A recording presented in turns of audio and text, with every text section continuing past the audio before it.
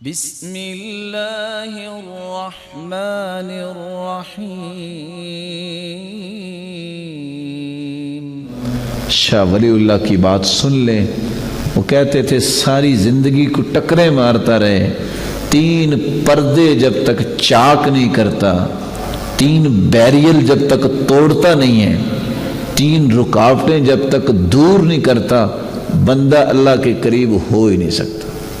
کون سے 3 پردے، کون سے 3 بیریل، کون سی 3 رکاوٹیں؟ حجاب طبع، حجاب رسم، حجاب سوء فہم۔ بعض لوگوں کو پتہ ہے نماز نیکی ہے، جھوٹ برائی ہے، طبیعت نہیں مانتی، طبیعت مائل نہیں ہوتی نیکی میں۔ یہ وہ خبث ہے، یہ وہ خباثت ہے اس انسان کے اندر، اس کی طبیعت مانے کیسا؟ اس نے شیطان کو اتنا قوی کیا ہوا ہے کہ شیطان اسے یہ کام کرنے ہی نہیں دیتا۔ طبیعت کی چادر، یہ پردہ، یہ بوجھ جو ہے دل کے اندر، یہ انسان کو نیکی نہیں کرنے دیتا۔ کیسے کروں؟ میں نہیں کر سکتا۔ کیوں؟ دل جکڑا ہوا ہے۔ اگر کسی کا دل کھل جائے، حجاب رسم، معاشرے کی رکاوٹ۔ معاشرہ تو داڑھی والے کو دہشت گرد کہتا، میں نہیں رکھ سکتا۔ معاشرے میں تو یہ کام آج کل ان ہے، میں یہ نہیں کر سکتا۔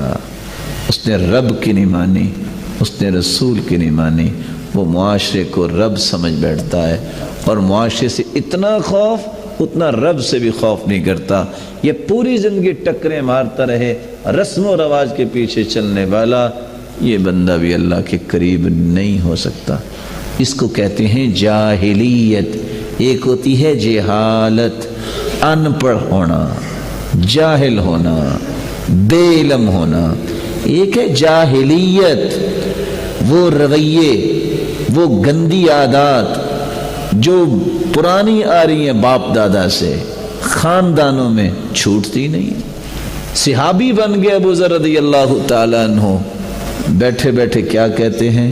یا ابن السودا، اور کالی ماں کے بیٹے۔ گالی نہیں ہے۔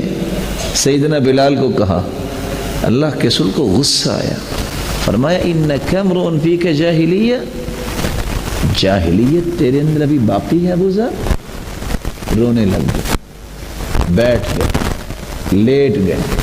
کہتے ہیں اللہ کے رسول گھر نہیں جاؤں گا جب تک بلال اپنا پاؤں اور ایڑی میرے رخسار پہ نہیں رکھے گا۔ ابو ذر کو سمجھ آنی چاہیے کہ کلمہ جاہلیت کا اب بولنا جائز نہیں رہا۔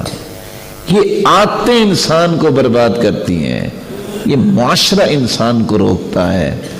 تیسری چادر جو ہے، اگر کوئی معاشرے سے بھی خوف نہ کھائے، حجاب سوء فہم۔ بندہ سمجھ غلط گیا ہے۔ سمجھ وہ ہے جو صحابہ نے سمجھی۔ صحابہ نے نماز پڑھ کے دکھائی، صحابہ نے رفع الیدین کر کے دکھائی، صحابہ نے ہر ایک مسئلے کو سمجھا۔ جو انہوں نے سمجھا وہ صحیح سمجھا، ہم تھے نہیں، ہم تو وہ سمجھ بھی نہیں سکتے۔ بعض لوگ سمجھ غلط لیتے ہیں، نتیجتاً کام بھی غلط کرتے ہیں۔ اس لیے صحیح سمجھ کے لیے قرآن پڑھنا پڑے گا، حدیث پڑھنی پڑے گی۔